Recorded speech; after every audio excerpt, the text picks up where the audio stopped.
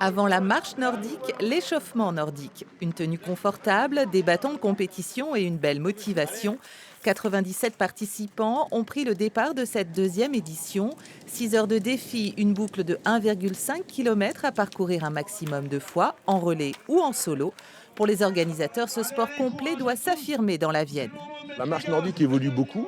Il y a ce côté sport santé que tout le monde connaît dans les clubs d'athlétisme aujourd'hui. Effectivement, le monde de la compétition prend de plus en plus d'ampleur.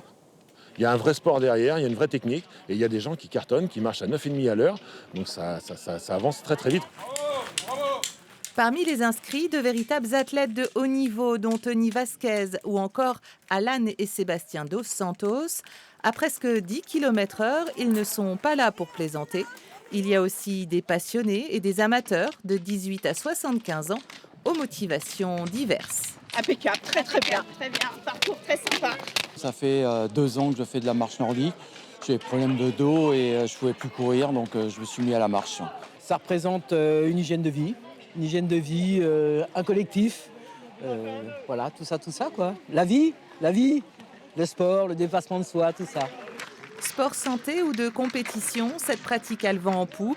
Objectif des organisateurs, faire labelliser la course de Vivonne par la Fédération française d'athlétisme pour qu'elle figure dans les marches du championnat de France.